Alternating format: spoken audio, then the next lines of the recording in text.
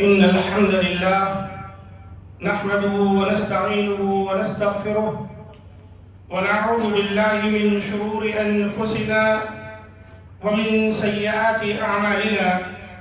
من يهده الله فلا مضل له ومن يضلل فلا هادي له، وأشهد أن لا إله إلا الله وحده لا شريك له، وأشهد أن محمدا عبده ورسوله. يا أيها الذين آمنوا اتقوا الله حق تقاته ولا تموتن إلا وأنتم مسلمون. يا أيها الناس اتقوا ربكم الذي خلقكم من نفس واحدة وخلق منها زوجها وبث منهما رجالا كثيرا ونساء، واتقوا الله الذي تساءلون به والأرحام إن الله كان عليكم رقيبا. يا أيها الذين آمنوا اتقوا الله وقولوا قولا سديدا يصلح لكم أعمالكم ويغفر لكم ذنوبكم، ومن يطع الله ورسوله فقد فاز فوزا عظيما. أما بعد، فإن خير الحديث كتاب الله، وخير الهدي هدي محمد صلى الله عليه وسلم، وشر الأمور محدثاتها، وكل محدثة بدعة، وكل بدعة ضلالة، وكل ضلالة في النار. قال الله تبارك وتعالى في القرآن المجيد والفرقان الحميد: فأعوذ بالله السميع العليم من الشيطان الرجيم من همزه ونفخه ونفثه. بسم الله الرحمن الرحيم. من يطع الرسول فقد أطاع الله، ومن تولى فما أرسلناك عليهم حفيظا. وقال تعالى في مقام آخر: وما كان لمؤمن ولا مؤمنة إذا قضى الله ورسوله أمرا أن يكون لهم الخيرة من أمرهم، ومن يعص الله ورسوله فقد ضل ضلالا مبينا. رب اشرح لي صدري ويسر لي أمري واحلل عقدة من لساني يفقهوا قولي. رب زدني علما. ربنا لا علم لنا إلا ما علمتنا إنك أنت العليم الحكيم. تمام قسم کی تعریف و توصیف، بزرگی و بڑائی، حمد و ثنا کی بریائی اللہ مالک الملک وحدہ لا شریک کے لیے لائق و زیبا و سزاوار ہے. ہم تمام اسی کی تعریفیں بیان کرتے ہیں اور اسی سے مدد طلب کرتے ہیں اور اسی کے دربار میں توبہ و استغفار کرتے ہیں. اپنے نفس کی شرارتوں و بدعمالیوں سے اسی اللہ کی پناہ طلب کرتے ہیں. یقیناً جسے وہ اللہ رائے ہدایت دے اسے کوئی گمراہ نہیں کر سکتا، اور جسے اللہ تعالی گمراہ کر دے اسے کوئی ہدایت دینے والا نہیں. میں اس بات کی گواہی دیتا ہوں کہ اللہ کے سوا کوئی عبادت کے لائق نہیں، وہ اکیلا ہے، وحدہ لا شریک ہے، اور وہی حقیقی معبود ہے. اور اس بات کی بھی گواہی دیتا ہوں کہ محمد صلی اللہ علیہ وآلہ وسلم اللہ تعالیٰ کے بھیجے ہوئے نبی اور رسول اور اس کے بندے ہیں. نبی معظم صلی اللہ علیہ وآلہ وسلم کی عادت مبارکہ تھی کہ اپنے تمام خطبوں میں یہ بات ضرور ارشاد فرمایا کرتے تھے: فَإِنَّ خَيْرَ الْحَدِيثِ كِتَابُ اللَّهِ، جس کا معنی ہے کہ سب سے بہترین بات اگر اس روئے زمین پر کوئی ہے تو اللہ کا کلام ہے، اللہ کی بات ہے، قرآن مجید ہے.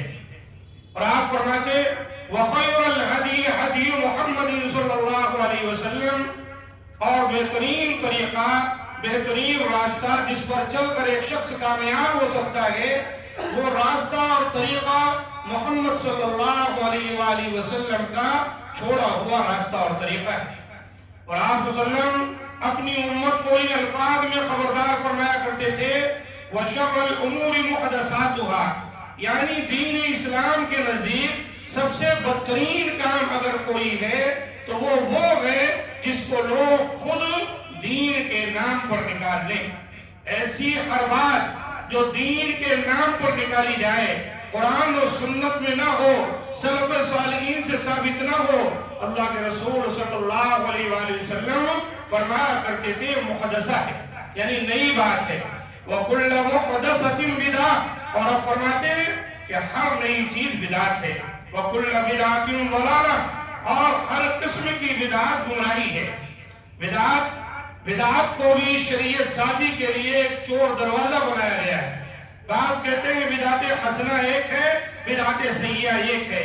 یہ تقسیم اللہ کے رسول صلی اللہ علیہ وسلم سے ثابت نہیں ہے. آپ فرماتے تھے وَكُلَّ بِدْعَةٍ ضَلَالَةٍ، ہر طرح کی بدعت گمراہی ہے، چاہے وہ کوئی بھی، اگر دین کے نام پر نکالی گئی. اور پھر آپ فرماتے وَكُلَّ ضَلَالَةٍ فِي النَّارِ، یعنی ہر طرح کی گمراہی انسان کو جہنم میں پہنچا دیتی ہے. العیاذ باللہ، اللہ تعالیٰ ان تمام کو جہنم کی آگ سے اور جہنم کی طرف لے جانے والے اعمال و افعال سے محفوظ رکھے. معزز سامعین کرام، آج کے خطبہ مسنونہ کے بعد میں نے آپ کے سامنے قرآن حکیم کی 2 آیتیں تلاوت کی ہیں. پہلی آیت سورہ نساء کے آیت نمبر 80 ہے، جس میں اللہ تعالیٰ نے اس بات کا ذکر کیا ہے کہ جو شخص رسول کی اطاعت کرتا ہے وہ اللہ کی اطاعت کرتا ہے. پورے قرآن میں کہیں یہ بات نہیں ہے کہ جو رسول کو چھوڑ کر صرف اللہ کو مانے تو اللہ کو ماننے میں رسول کی اطاعت کر لے گا. نہیں، یہ ان لوگوں کے لیے ہے جو لوگ یہ کہتے ہیں کہ قرآن مجید ہمارے لیے کافی اور شافی ہے، احادیث کی ہمیں ضرورت نہیں ہے. یہ ایک فتنہ ہے جو پوری دنیا میں پنپ رہا ہے. چونکہ سوشل میڈیا کا زمانہ ہے، لوگوں کے ہاتھوں میں ذرائع ابلاغ موجود ہیں، اس لیے دنیا کے کسی بھی کونے میں اگر یہ فتنہ موجود ہے تو ہر شخص تک وہ پہنچ جاتا ہے. اور وہ کیا ہے کہ حدیث کو ماننا، حدیث کو قبول کرنا یہ ہمارے لیے ضروری نہیں ہے، قرآن ہمارے لیے کافی ہے. آج کے اس مختصر سے وقت میں خطبہ جمعہ میں یہی کوشش کروں گا کہ آپ کے گوشے گزار یہ کروں کہ قرآن و سنت دونوں کو ماننے میں ہی نجات ہے. اگر دونوں کو آپ علیحدہ کر دیں گے تو کامیاب نہیں ہو سکتے. اس سلسلے کی پہلی آیت جو آپ کے سامنے تلاوت کی گئی سورہ نساء کی آیت نمبر 80، اللہ نے کیا فرمایا؟ مَن يُطِعِ الرَّسُولَ فَقَدْ أَطَاعَ اللَّهَ، جو رسول کی اطاعت کرتا ہے تحقیق اس نے اللہ کی اطاعت کی. اللہ تک پہنچنے کے لیے رسول کی اطاعت ضروری ہے. ایک دوسرے مقام پر اللہ تعالیٰ نے اس کو کچھ اس طرح سمجھایا، قُلْ إِن كُنتُمْ تُحِبُّونَ اللَّهَ فَاتَّبِعُونِي، اے نبی کہہ دیجئے اگر تم اللہ سے محبت کرتے ہو تو میری اتباع کرو. کیا مانا؟ اللہ کی محبت کو تم نہیں پا سکتے جب تک کہ میرا راستہ، میرا طریقہ نہیں اپناؤ گے. قُلْ إِن كُنتُمْ تُحِبُّونَ اللَّهَ فَاتَّبِعُونِي، اگر تم ایسا کرو گے میری اتباع تو اللہ تم سے محبت کرے گا، تمہارے گناہوں کو بخش دے گا. تو وہ لوگ جو کہتے ہیں قرآن ہمارے لیے کافی ہے، اللہ ہمارے لیے کافی ہے، حدیث کو نہیں ماننا، ان آیتوں کو اپنے سامنے رکھے تو اللہ تعالیٰ تک پہنچنے کے لیے اور قرآن کو صحیح معنوں میں سمجھنے کے لیے جو طریقہ اللہ تعالیٰ نے اپنے بندوں کو بتایا اور نبی صلی اللہ علیہ وسلم نے اپنی امت کو بتایا، وہ طریقہ کیا ہے کہ نبی کے راستے سے اللہ وحدہ لا شریک تک ہم پہنچیں گے. نبی کی اطاعت سے اللہ تعالیٰ کی اطاعت پکی ہوگی. اور پھر آگے اللہ نے فرمایا وَمَن تَوَلَّا فَمَا أَرْسَلْنَاكَ عَلَيْهِمْ حَفِيظًا، اے نبی اگر کوئی منہ پھیر لیتا ہے، آپ کی بات کو تسلیم نہیں کرتا ہے، آپ کی بات نہیں کرتا ہے، منمانی زندگی جینا چاہتا ہے، تو اس کو خبردار کر دے کہ ہم نے آپ کو اس پر کوئی داروغہ نہیں بنایا ہے، نگہبان نہیں بنایا ہے، آپ کا کام ہے حق بات اس تک پہنچا دینا۔ ہمارا اور آپ کا بھی کام ہے، کوئی گمراہ ہے اس گمراہ تک حق بات پہنچا دیں، وہ مانے نہ مانے اس کی مرضی۔ وما علینا الا البلاغ المبین، واضح طور پر تبلیغ کر دینا، حق کو واضح کر دینا، بتا دینا، یہ ہماری ذمہ داری ہے۔ ماننا نہ ماننا اس کا کام ہے، ہدایت پانا نہ پانا وہ اللہ تعالیٰ کی مرضی۔ اللہ جب چاہے گا تو ہدایت پائے گا، اللہ نہیں چاہے گا کہ ہدایت نہیں پا سکتا۔ اور دوسری آیت سورہ احزاب کی آیت نمبر 36 ہے، جس میں اللہ تعالیٰ نے اور مزید واضح کر کے اس بات کو بیان کیا۔ کیا ہے وہ؟ وَمَا كَانَ لِمُؤْمِنٍ وَلَا مُؤْمِنَةٍ۔ یہاں پر اللہ تعالیٰ نے مومنوں کا ذکر کیا اور ساتھ ساتھ اپنی مومنہ بندیوں کا بھی ذکر کیا، یعنی کوئی مومن مرد اور کوئی مومنہ عورت جب تک مومن نہیں ہو سکتے، مومنہ نہیں ہو سکتے، اِذَا قَضَى اللَّهُ وَرَسُولُهُ أَمْرًا، جب اللہ اور اس کے رسول کوئی فیصلہ کر دے، أَن يَكُونَ لَهُمُ الْخِيَرَةُ مِنْ أَمْرِهِمْ، جب اللہ رسول کا فرمان آ گیا، اللہ رسول کی ہدایت آ گئی، اللہ رسول کی بات آ گئی، تب کوئی مومن اور مومنہ عورت دونوں کے لیے اس کی اجازت نہیں کہ اب وہ اپنے نفس کی کوئی بات رکھ سکے، اپنے خواہش کے مطابق وہ زندگی دیے۔ ان کی چوائس، ان کی خواہش، ان کی تمنا، ان کی چاہتیں اللہ اور رسول کے فرمان کے آنے کے بعد ختم ہو جاتی ہیں۔ اور اگر وہ اللہ رسول کے فرامین کو سننے کے بعد، جاننے کے بعد اپنے مرضی کے مطابق کام کرتے ہیں تو یاد رکھے پھر وہ صحیح معنوں میں مومن نہیں رہ جاتے، مومنہ نہیں رہ جاتے۔ اللہ تعالیٰ نے فرمایا وَمَن يَعْصِ اللَّهَ وَرَسُولَهُ فَقَدْ ضَلَّ ضَلَالًا مُبِينًا، اور جو اللہ اور اس کے رسول کی نافرمانی کرتا ہے وہ کھلی گمراہی میں پڑ جاتا ہے، اس کے گمراہ ہونے میں کوئی ڈاؤٹ نہیں، کوئی شک نہیں۔ تو آپ دیکھیں ایک مومن بننے کے لیے، مومنہ بننے کے لیے اللہ تعالیٰ نے جو شرط بتائی وہ کیا؟ کہ اللہ اور اس کے رسول کا فیصلہ جب آ جائے تو پھر آپ کی اپنی مرضی، اپنی خواہش چلنے والی نہیں۔ اسے پتا چلا اللہ اور اس کے رسول کی اطاعت، اللہ اور اس کے رسول کی فرما برداری دونوں ضروری ہیں۔ اگر ان میں سے کسی ایک کو آپ علیحدہ کریں گے تو کبھی بھی کامیاب نہیں ہو سکتے۔ اشہد ان لا الہ الا اللہ واشہد ان محمد رسول اللہ، یہی معنی ہے کہ ایک اللہ کی وحدانیت کو تسلیم کریں گے، اللہ کی توحید کو مانیں گے، تمام قسم کی عبادات اسی کے لیے بجا لائیں گے، وہ رب حقیقی ہے اور اس کے پیارے پیارے نام ہیں، صفتیں ہیں، ان تمام کو اللہ واحد کے لیے تسلیم کریں گے۔ یہاں یہ چیزیں وہی ہے کہ محمد الرسول اللہ، محمد اللہ کے رسول، کیا معنی ہے اس کا؟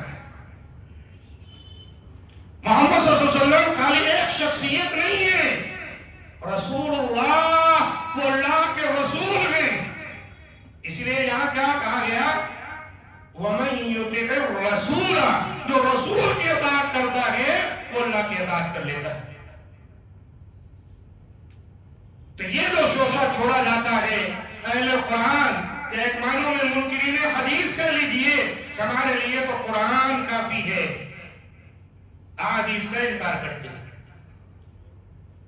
کبھی یوں کہتے ہیں کہ یہ حدیث قرآن سے ٹکرا رہی ہے،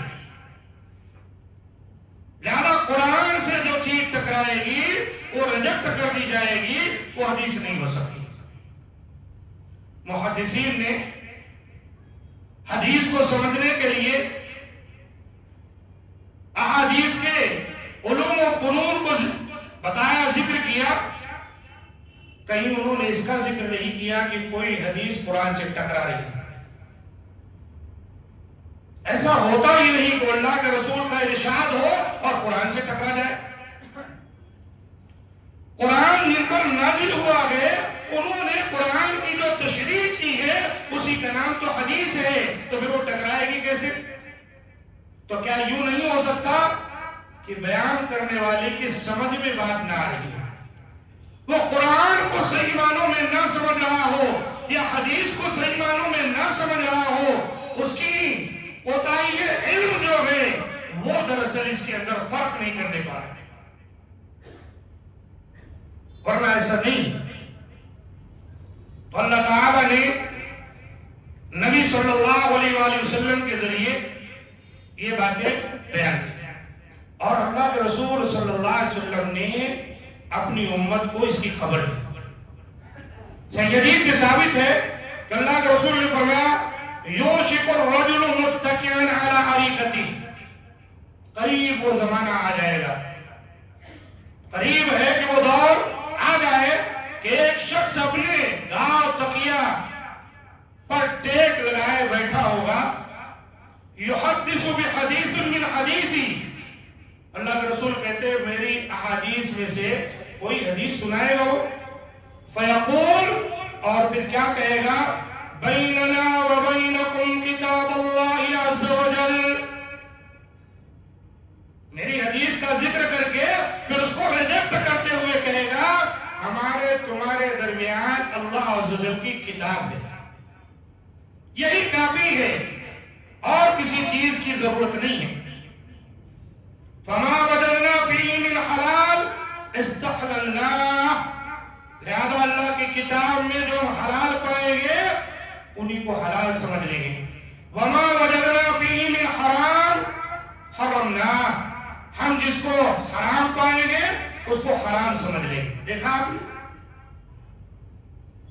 تکیہ گاؤں لگا کر بیٹھا ہے، محدثین نے شارحین نے بیان کیا اس کا معنی ہے کہ وہ بالکل آسودہ ہوگا، اس کو کھانے پینے کے لیے کوئی کمی نہیں ہوگی، بڑی آرام دہ زندگی اس کی ہوگی، اللہ کے رسول کے حدیث کا ذکر کر کے اسے ریجیکٹ کرتے ہوئے کہے گا یہ قرآن ہمارے لیے کافی ہے، اس کے حلال کو حلال سمجھو اور اس کے حرام کو حرام سمجھو۔ اب آپ سوچیں بظاہر کہیں آپ بیٹھے ہو مجلس میں، ایسے مجلس لگتی ہے ان کی، اگر ہم ہوشیار ہیں اپنی مسجد میں نگاہ رکھتے ہیں لوگوں پر تو ٹھیک ہے، ورنہ کسی کی نماز کے بعد ایسے ہی جو ہے حلقے میں بیٹھ جاتے ہیں، قرآن کی آیتیں سیکھتے سکھاتے ہیں، اور ایسی جو ہے قرآن سے آیتوں کو منتخب کرتے ہیں کہ بس وہی اتنا جتنی ٹاپک پہ بات کرنی اتنا ہی منتخب کرنا اور اسی پر بحث کرنا، یاد دلانا۔ بظاہر آپ سمجھے قرآن لے کر بیٹھے ہیں لیکن نہیں، وہ فتنہ بچانے کے لیے بیٹھے ہوتے ہیں۔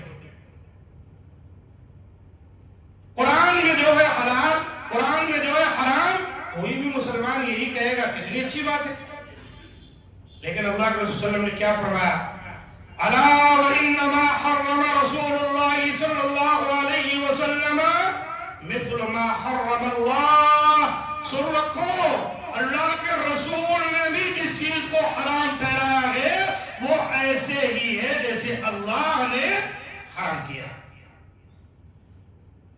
قرآن مجید میں اللہ تعالیٰ نے سورۃ الحشر میں ایک مقام پر فرمایا وَمَا آتَاكُمُ الرَّسُولُ فَخُذُوهُ، تمہیں رسول جو دے اس کو لے لو، وَمَا نَهَاكُمْ عَنْهُ فَانْتَهُوا، اور تمہیں رسول جس سے روک دے منع کر دے اس سے رک جاؤ، باز آؤ۔ پتہ ہے چلا اللہ کے حکم سے نبی صلی اللہ علیہ وآلہ وسلم جو بات بیان کرتے ہیں وہ بھی شریعت کا ایک حصہ ہے۔ نبی صلی اللہ علیہ وسلم کوئی شریعت کی بات اپنی طرف سے نہیں رکھتے۔ وَمَا يَنْطِقُ عَنِ الْهَوَىٰ إِنْ هُوَ إِلَّا وَحْيٌ يُوحَىٰ، یہ نبی اپنے نفسانی خواہشات سے باتیں نہیں کرتا، بات وہ کرتا ہے جو اللہ کی جانب سے وحی کی جاتی ہے۔ اس لیے بہت ضروری ہے ہم اور آپ اس بات کو سمجھیں،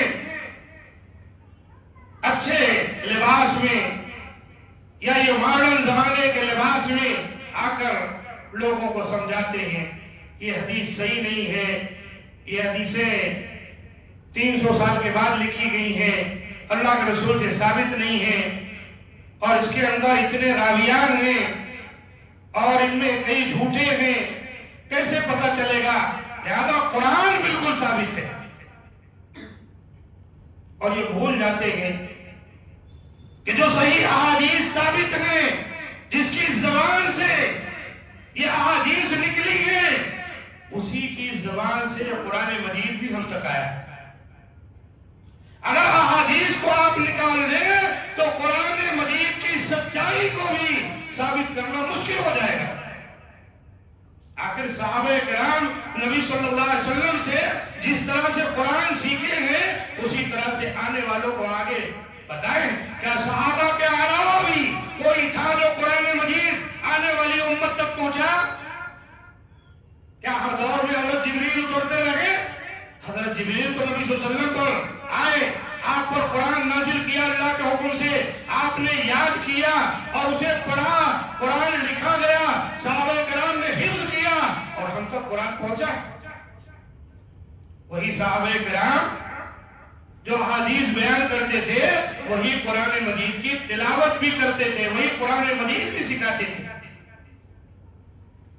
اسی طرح ایک حدیث میں اللہ کے رسول نے فرمایا، الا انی اوتیت الکتاب ومثلہ معہ، خبردار رہو۔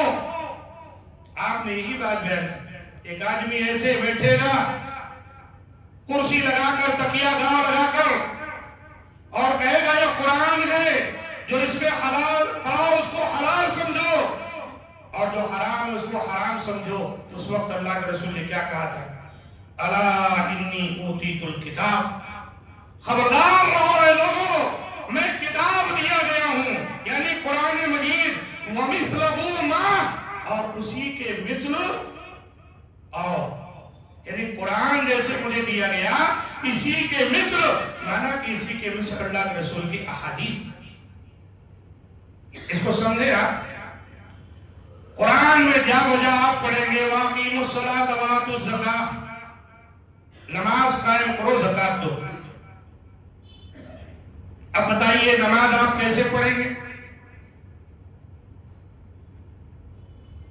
قرآن مجید کے اندر واضح طور پر 5 نمازوں کا ذکر بھی موجود نہیں۔ کتنی رکعتیں پڑھنی ہیں وہ تو الگ بات ہے، اشارے ہیں، ان کے کچھ اوقات کے اشارے ملتے، واضح نہیں۔ اللہ نے کہا وضو کرو نماز سے پہلے، وضو کیسے کریں گے؟ اللہ کے رسول نے وضو کر کے بتایا، سکھایا۔ حضرت جبریل آئے، نماز کی ٹائمنگ بتائے، اللہ کے رسول اس وقت یہ اس طرح نماز پڑھے۔ اللہ کے رسول نے وضو کیا، پھر نماز پڑھ کے آپ منبر پر کھڑے ہوئے، نماز پڑھ کے بتائے۔ سجدہ کی باری آئی تو آپ نیچے اترے، سجدہ کی اور کہا صلوا کما رأیتمونی اصلی، نماز اس طرح پڑھو جیسے مجھے پڑھتے دیکھ رہے ہو۔ قرآن میں تو نہیں ہے کہ جب آپ اللہ اکبر کہیں گے تو پھر ہاتھ چھوڑ دیں گے کہ باندھیں گے، پھر ثنا کے طور پر کیا پڑھیں گے، پھر سورہ فاتحہ کب پڑھیں گے، اس کے ساتھ لمبی سورہ پڑھیں گے، پھر رکوع کریں گے، رکوع سے سر اٹھا کر کیا پڑھیں گے، سجدے میں جائیں گے، التحیات، درود شریف۔ یہ تفسیر قرآن میں نہیں ہے۔ یہ تفسیر کس نے بتائی؟ اللہ کے رسول نے۔ زکات اللہ نے کہا دو، کیسے دیں گے؟ جانوروں میں، مویشیوں میں کیسے زکات کس طرح ادا کی جائے گی؟ سونے چاندی پر نصاب کیا ہے؟ جو ہمارے اجناس پیدا ہوتے ہیں، گیہوں، چاول، کھجور، منقع، ان میں زکات کیسے دی جائے گی؟ یہ تمام تفصیلات اللہ کے رسول نے بتائی۔ پتہ کیا چلا؟ جب اللہ کے رسول کی باتوں کو آپ ترک کر دیں گے تو آپ 2 رکعت نماز بھی نہیں پڑھ سکتے ہیں اور زکات بھی نہیں دے سکتے۔ اور ایسے لوگوں کو اس کی پرواہ نہیں کہ نماز ہے بھی نہیں، یہ سمجھتے ہیں بس نماز یہ اٹھنے بیٹھنے کا نام نہیں، بس ایسے ذکر و اذکار کر لینا، سبحان اللہ الحمدللہ پڑھ لینا، یہی دعا و مناجات کی نماز ہے۔ وہ باقاعدہ اس کے قائل نہیں ہے کہ نماز پنجگانہ اس طرح ادا کی جائے.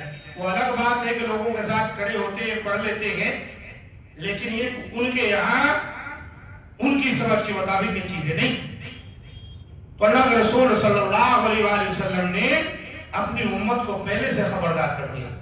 اس لیے عزیز ساتھیوں، ہمیں چاہیے جہاں حق کو ہم سمجھتے ہیں اس کو اپناتے ہیں، وہاں باطل کیا ہے اس کو بھی جانیں تاکہ ہم اس کو چھوڑ سکیں، اس سے بچ سکیں.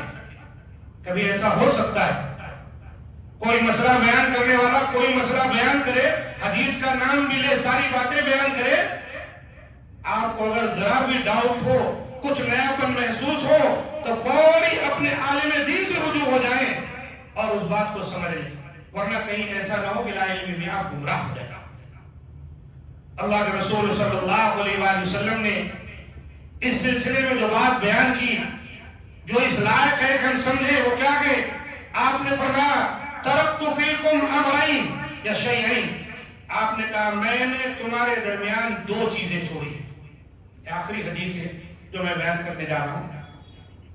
یہ قول فیصل ہے، قول فیصل.